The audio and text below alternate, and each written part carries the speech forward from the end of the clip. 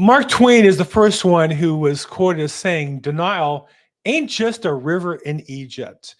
I love that line. I feel like so many of us go through life and down personal items.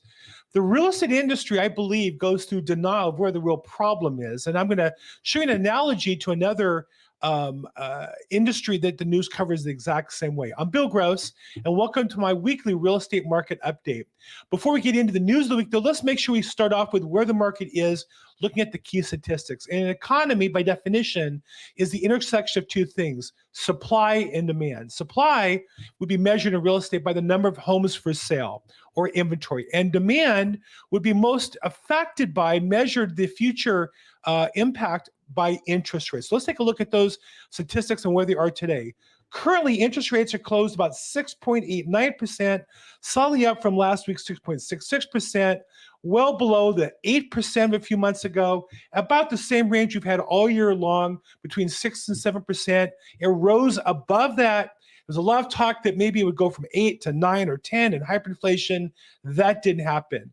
So I don't really have a crystal ball. Well, I have a crystal ball. It's actually right there. It just doesn't really work or predict the future. But what I would say is it's hard to tell what the future will be, but based on where we are right now, rates are such that buyers are looking to buy property. I've literally wrote 2 offers in the last couple of days. I have buyers who have money to spend and are looking for return on investment or buying a house to live in. So the interest rates are creating good demand. On the inventory side, we're still at record lows. You can take a look at the beginning of the year. It's a small number down here.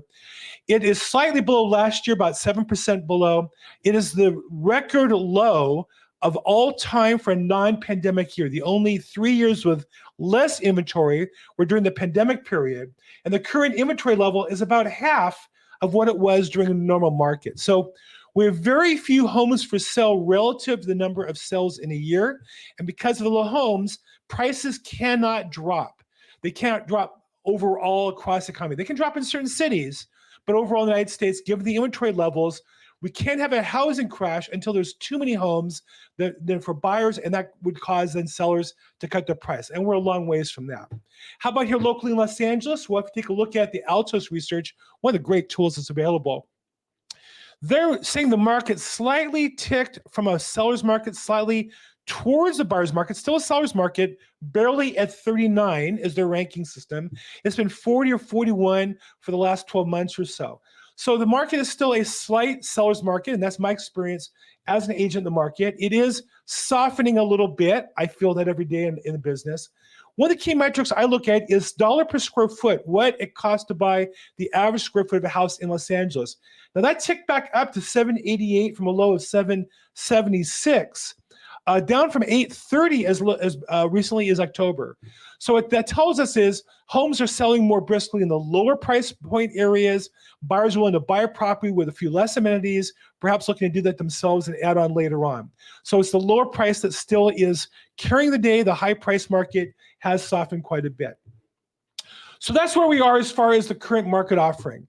Now let's talk about the news and going forward. One of the problems in our industry is the mortgage lending, which is really should be a partner to realtors like me, is just a broken industry. One reason why is the government regulations, in my opinion, have made mortgage lending a lot more like the U.S. Post Office than Federal Express. And think about when you if you've been to a FedEx office lately, that's nice, it's clean, there's maybe 1 or 2 people you wait for. When's the last time you're at the post office? My experience is there's 5, 6 people in line, there's 1 person handling customers, there's 5 other employees walking around, not doing anything apparently. So that's what the mortgage industry has become, a very inefficient, very high price, very low competition. And one of the things also that happened is the last 15, 20 years, as rates came down, the industry became addicted to refinancing. And so you have a lot of lenders used to making a lot of money, doing very little work for customers, and not used to rolling up their sleeves and serving customers. Now, in the old days, lenders had to compete. I was a lender the first 10 years of my career. And we had to compete for business by servicing customers and servicing realtors who would refer us customers. That was the basic business. Very small piece of the business today. To show you how broken I think the industry is, last week I saw this great news article by in Housing Wire about guaranteed rate. New program allows sellers to permanently buy down their mortgage rate. So what they were saying was, which makes sense, that if you pay extra money at the close of escrow, a mortgage buyer, if you're a homeowner, you're getting a mortgage, you can prepay a point and lower your interest rate. And it used to be about 1 point would lower your rate about 0.25%. If you do the math, 4 quarters or 1 point to get a quarter point, in about 4 or 5 years, you break even. So if you're buying a house and you plan to hold that mortgage loan for 5, 6, 7 years, you might make more money. Now, the problem with that is you spend that money, and if rates go down, you can refinance often for free, but you've now prepaid that and you've lost the money. So you're kind of betting against the mortgage company. And I always feel like that's like gambling in Vegas. Like if they're going to give you free drinks and free entertainment, then you're losing money in exchange for the free entertainment and drinks. But if you're going there to make money in Vegas, unless you're really sharp, that's why they build buildings, because people go to beat Vegas and don't do it. Same with mortgage industries. However, this is a great program to help buyers get in.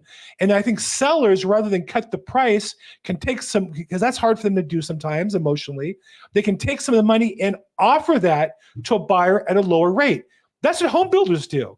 Anytime I've ever been to a home builder office, and I used to be a home builder lender, they would have, a sign, 3% rates, 4% rates, 2% rates, to encourage buyers to come in, because most of the time buyers focus on the down payment and the monthly payment, and they don't worry about all the other particulars. And so a seller might, rather than lower the price of the home, offer 1% or 2% or more to lower the monthly payment. So here's a program, great program by G-Ray. Congratulations. What's interesting is number one, I didn't hear from any of the local guaranteed rate representatives I know. I know quite a few. I actually reached out to one and said, hey, I think it's a great program. Can I interview you about it? And he said, well, I don't know anything about it. And so I don't know what's more troubling, that the agent didn't know about it or the company didn't inform the agents, and they have this new program, they roll out the press release. And I think my point of all this is to say, this isn't a new program. This was around when I was in the mortgage industry 30 years ago. This is what you call putting new lipstick on the old pig. The buy-down program has been there, having sellers pay for it has been available since the beginning of mortgage industry. But packaging it and getting a sales program behind that, training your staff on how to do that, bring it to your customers, that's what business looks like today. The industry of the mortgage industry, in my opinion, is just a broken industry. It's just like the post office. They'll sell you stamps with Olympics or ducks, whatever you want, but basically their service is below par. And that's why, in general, people avoid, when they can, using their service. Okay, speaking of avoiding service, one of the hot topics 5 years ago were iBuyers. Now, really, the iBuyer concept is another concept that's not really new. There have been investors who made cash offers on properties for years. But the idea of having companies do that was new 5, 10 years ago. Why? Because there were venture capital companies, which I would consider companies that they funded kind of like high-priced prostitutes.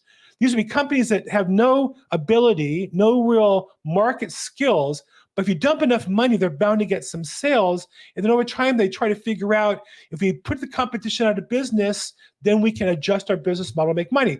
Kind of like Amazon. Amazon basically built its business by avoiding paying sales taxes. And after they put out of business so many booksellers, they're the number one bookseller. They didn't do it by being a better bookseller. They really did it by cheating state, local governments out of sales taxes, competing unfairly. And once they destroy the competition, then they look like a powerful company. Well, that's what happened with venture capital companies. Opendoor, for example, they would lose money on every home they sold. I had a listing I lost because they came in and offered a customer a ridiculous price, and they closed and they end up losing money on the property. So they lose money. Of course, they lose money. They don't pay any taxes as a company that loses money. I lose business because I didn't make the income on it. My family doesn't get money, and I don't pay taxes because I'm a taxpayer. So Opendoor has functioned that way for a while. Now, they flipped the script because now, like prostitutes, but like any other business, at some point, your benefactor says, hey, you need to start making money and carrying yourself. So the Reza Club, a great service that I use, I follow them, points out that now Opendoor makes $50,000 gross profit per house. And I thought, well, that's interesting because the average house they buy is about $400-something thousand. So their gross profit is like over 10%. And one of the things when you break down their services, they charge a 5% service fee, but they don't charge a commission. they charge a 5% service fee, but they don't charge a commission. Well, okay. All that means, what it really means is they charge a service fee and they're not obligated to follow the laws that I am because they don't call it a commission, they call it a service fee. It costs the customer the same. It gives the customer less protections because I, as an agent, have to safeguard and watch as a fiduciary my client. Open Door is obviously in a opposite strategy. They're buying the property from the buyer, so they have no obligation to be fair to them or disclose to them or be ethical to them. And so as a result, now we have sellers who are selling homes to iBuyers like Open Door, paying the same or more that they just merely put the property on the market with a competent local agent. Now I use iBuying programs. I have investors I work with. I'm with EXP. We have a great program in-house. We, in fact, can sell homes through Open Door. The difference is I have a multitude of options versus just one. And I think this Open Door concept, which sounded great in the beginning, the reason why it's not growing is because it's a competitive environment. And like everybody else in a competitive environment, it's much harder than it is when you can just spend somebody else's money. Speaking of spending other people's money, Titans of Wall Street, this is how really they've built billions in my lifetime. When I grew up, there were companies that worked hard, made money, brought capitalism and invested in America and built it. Nowadays, it seems like all Wall Street does is just suck at the public tit of taxpayer guarantee and get taxpayer funding and such. And examples that are Brookfield and Blackstone. And so here's a perfect example. Signature Bank was a foo-foo bank that I couldn't walk in the door. It would be some sort of they cater to high net worth individuals, but then they would lend their money out to these venture capital companies at ridiculous rates. And their investment strategy was to buy government bonds to offset the money because it was like printing money. And so all the executives are making millions of dollars and they put politicians on the boards and they get paid honorariums of millions of dollars and they go bankrupt, which means they turn to taxpayers. We bail them out. We guarantee the loans. And then these Wall Street companies, Brookfield, which is a Blackstone finance company, is protesting because they and another pig at the trough related are fighting over $1.8 billion of these terrible loans.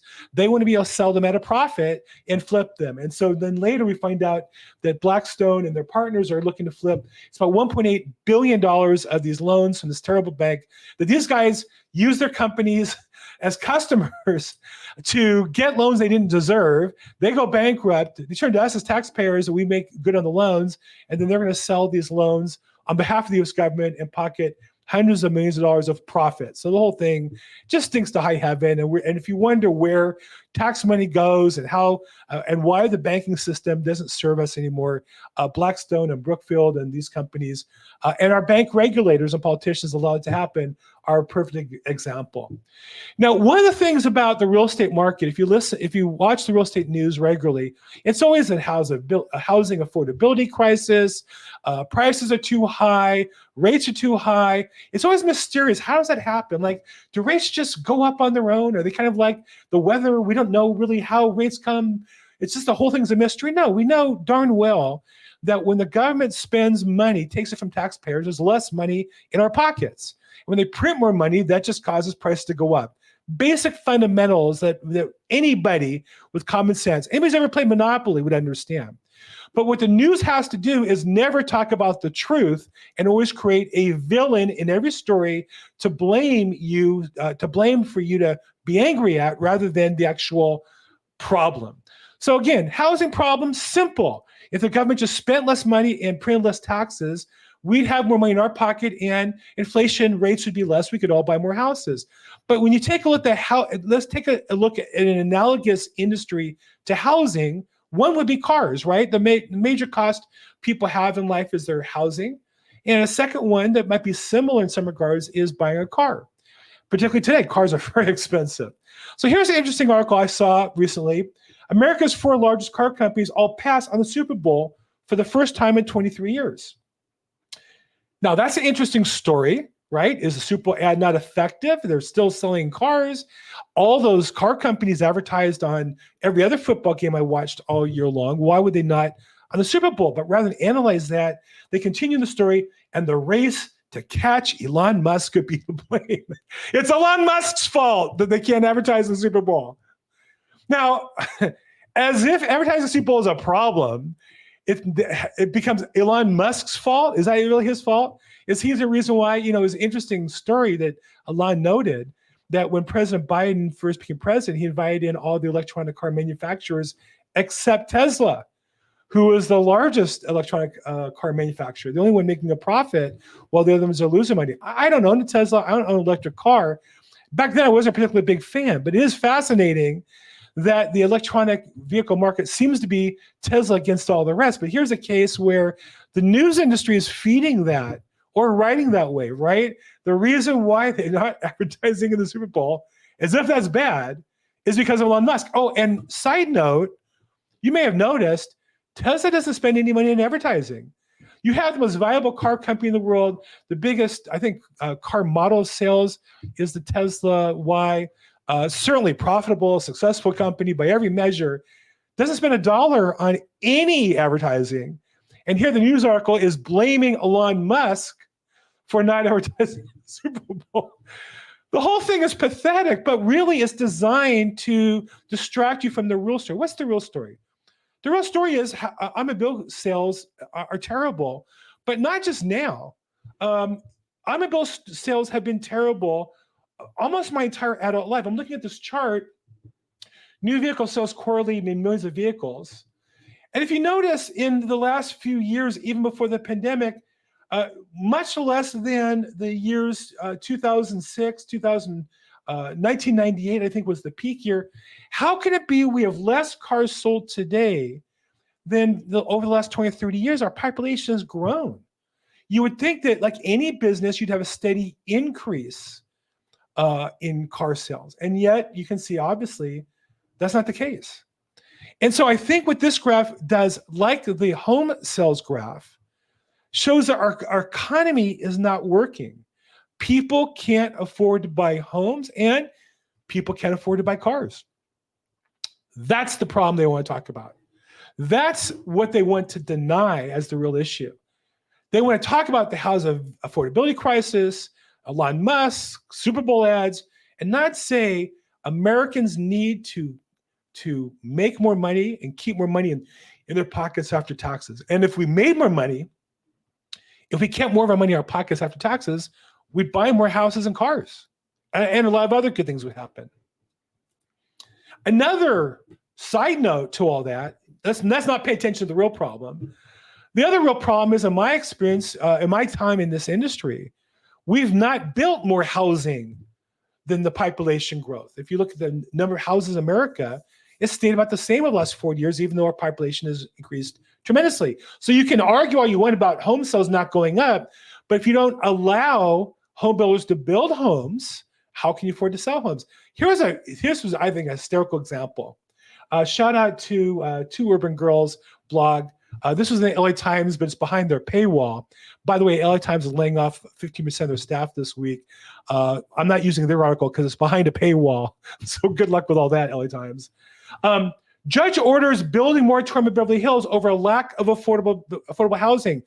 You can't now build a pool in Beverly Hills. You now can't add on a room to your house. You can't, remodel. You can't get a permit in Beverly Hills because Sacramento passed a low income requirement on every city in the state. Beverly Hills doesn't want to build thousands of low income housing in their city. They want to maintain an upper income feel to the city. Now, I don't live in Beverly Hills. I live in Los Angeles, just south of Beverly Hills. My office is in Beverly Hills, but in the working part of it. I don't live in a mansion. I don't have clients who work in mansions. But I respect the right of people to determine where they want to live. And here you have Beverly Hills being told by Sacramento, no, you can't even build a swimming pool in your house now unless you agree to build thousands, I think it's 2,100 low-income housing units they have to agree to build in the city of Beverly Hills in order for this judge who was elected and then ran against nobody for re-election 2 or 3 times, has decided in Beverly Hills. So this is the real problem. What the news doesn't want to talk about is the economy is bad, and it has been for 40 years. Americans are making less money and keeping less money, and the government is getting more and more powerful, telling us what to do, which is harming our ability. And you say, well, Bill, what's the big deal if a millionaire, a multimillionaire in Beverly Hills can't build a pool. Well, who builds the pool? It's a contractor. And he hires, 5 or 6 people to build, and he buys concrete from the concrete company, and he buys rebar from the rebar company. And then he spends money at the local fast food place while he's at lunch. And he buys gas, and he buys a car. So it sounds, very progressive to say, oh, we don't want the wealthy to be able to add on to their homes because we're going to tell them what to build. But the government regulations destroy the incentives to be economically successful. What do you think? Let me know, put in the comments below. Love to see your feedback. Feel free to reply to this email, text, or email me. Overall, don't let the news distract you from what your plan is. If you're looking to buy a home, let's get a strategy that will work for you.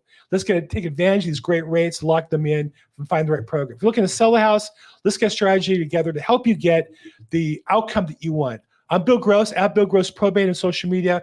Call, text, or email. And as always, make today your best day ever. Thanks so much.